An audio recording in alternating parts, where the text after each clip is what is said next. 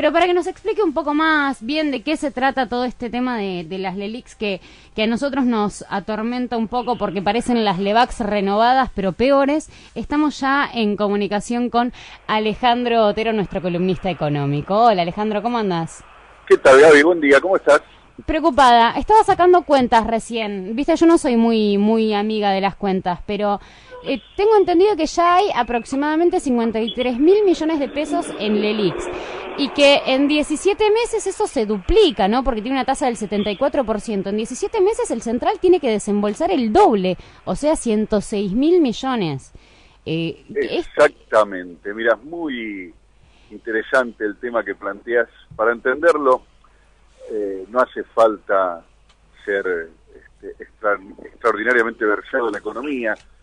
Suponete que heredaste una empresa y no sabes nada de esa empresa, pero vas a la reunión de directorio y en la primera reunión de directorio llega el gerente financiero y te dice: tengo que darle una extraordinaria noticia, una noticia realmente sensacional que ahora nos va a ayudar a resolver todos los problemas que tenemos.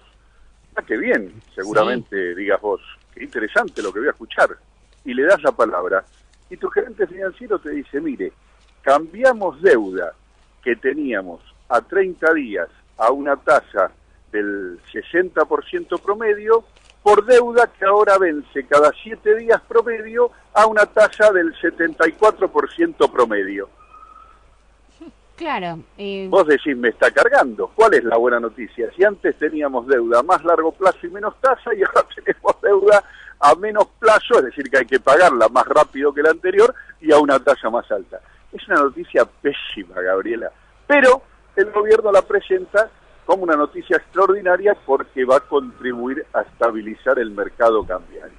Más allá de las maniobras, más allá de las maniobras comunicacionales, lo que hay que entender es que esto, más allá del esfuerzo de los funcionarios, de buena noticia no tiene absolutamente nada. Yo tengo una duda. Vendría a ser como algo así. Vos, tu empresa que no entendés nada, que heredaste de la nada, es, por ejemplo, el Estado argentino, ¿no?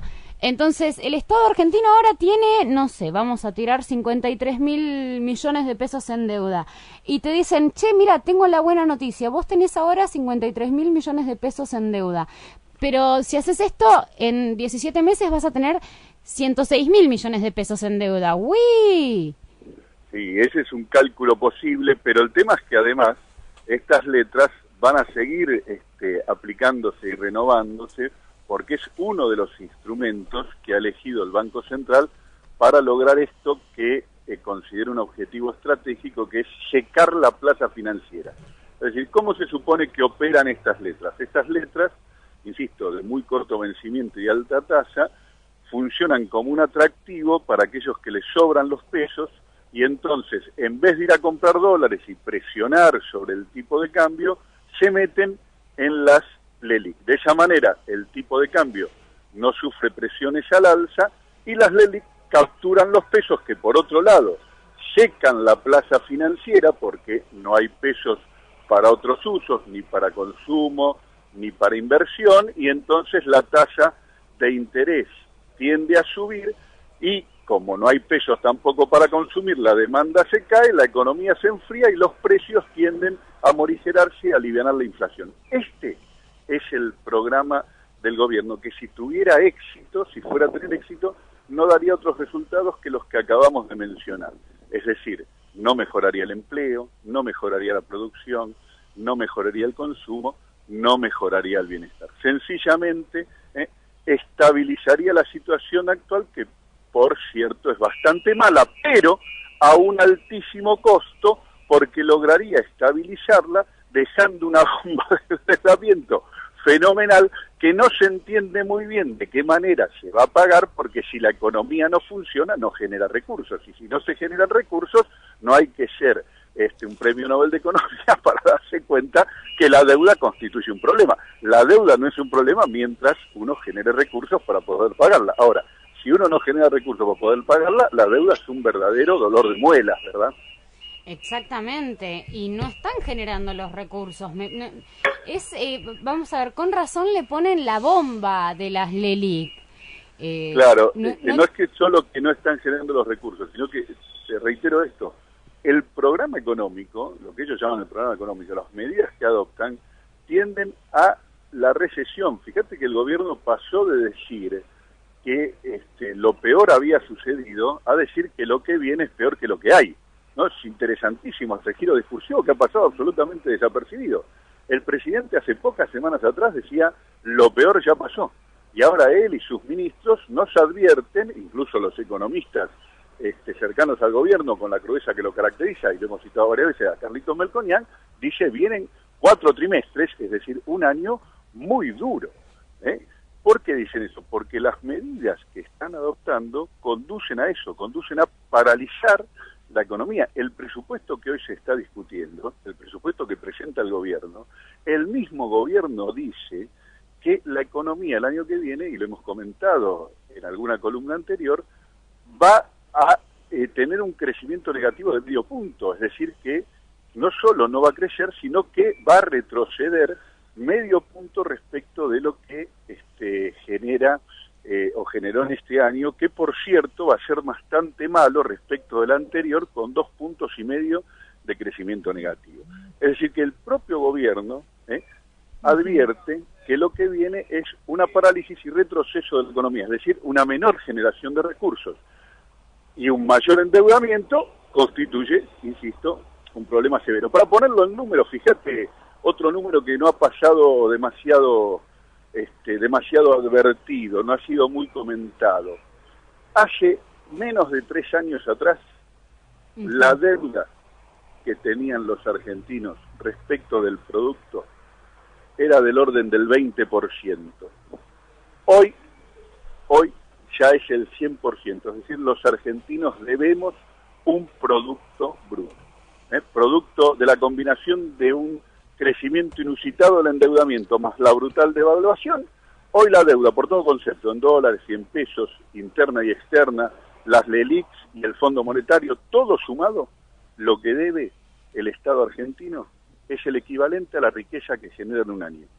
O sea que literal se robaron un PBI, ahora sí.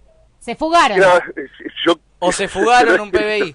Lo he escrito exactamente, porque ¿para qué sirvió este endeudamiento? Es la pregunta. Porque uno dice, claro, bueno, este endeudamiento sirvió para que creciéramos, que generó mayor bienestar, hay más obra pública, hay mejor infraestructura, el año que viene vamos a necesitar menos dólares.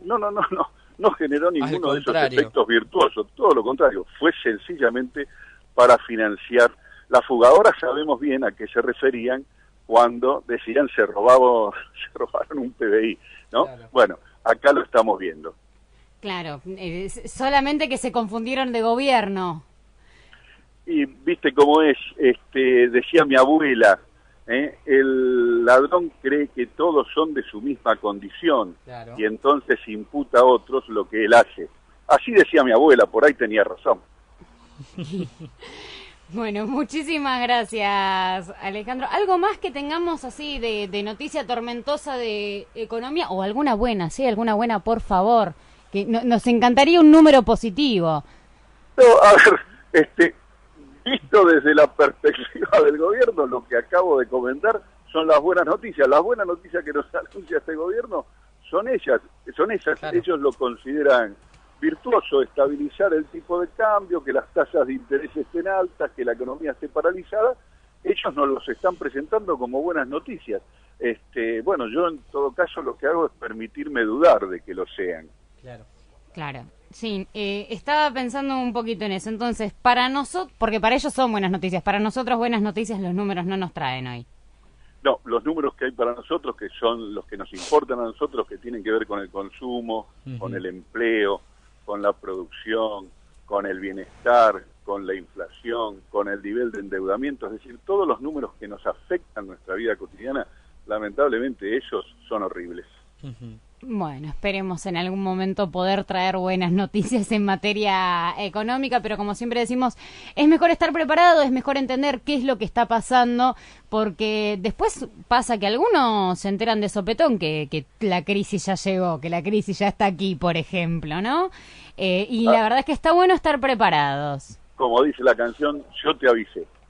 Exactamente. Bueno, un abrazo enorme, Alejandro. Nos vemos. Nos vemos, hasta luego, buen fin de semana. Hasta luego. Estábamos recién en comunicación con nuestro columnista económico Alejandro Otero con estos números del terror de la economía argentina, del terror para nosotros, del festejo para ellos, y que se entiende, ¿no? Cuando digo nosotros somos los que tenemos que trabajar todos los días, los de la economía familiar, los que peleamos el fin de mes. Y ellos son los que invierten en letras, ¿no? Y la timba financiera, y la bicicleta, y las offshore, y se terminó yendo un PBI en deuda. Claro. ¿Viste? Llegó el PBI, ahora sí. Un PBI. ¿Hablarán de esto o seguirán diciendo que los PBI los tiene Cristina enterrados en el sur, que no lo encontrar un PBI, si no encontrás un PBI enterrado? Si no encontrás, pero aparte, ¿sabes la extensión? ¿Sabes el trabajo? Necesitas media Patagonia para enterrar el la PBI. mano de obra que se requiere para enterrar Claro. un PBI, se hubiera enterado todo el mundo, si Claro, se porque hubiera capaz- enterrado un PBI. Capaz hasta creen que Máximo, viste, cavando ahí. No, con pero ¿qué Florencia. necesitas? Yo calculo, por ejemplo, si lo querés hacer rápido, ese pozo y enterrarlo en un año, necesitas, no sé, al menos cuánto. Y no sé. 3.000 personas más o menos Y para hacer el mil, pozo. Más o menos. Con maquinaria, Estamos hablo, hablando ¿eh? de aproximadamente 500.000 millones de pesos o más. No En sé metros cuánto es un cuadrados es una locura, No, sí, sí, para ni hablar. decirlo. Ahora, cuando uno dice esto, es una locura si acusan como están acusando de que se llevó el bolso, el dinero en Claro. cash. Ahora, cuando vos tenés que simplemente agarrar y mandar el trámite por el home banking de tus cuentas a tus Claro. cuentas offshore, es tiqui, tiqui, tiqui. Chao, vuela. A lo sumo te llaman del banco para preguntar, ¿confirma el envío? Claro. Pasa que el argentino es muy de ver para creer. Lamentablemente en algunas cuestiones, ¿no? Para creer. Lamentablemente en algunas cuestiones, ¿no? Para creer.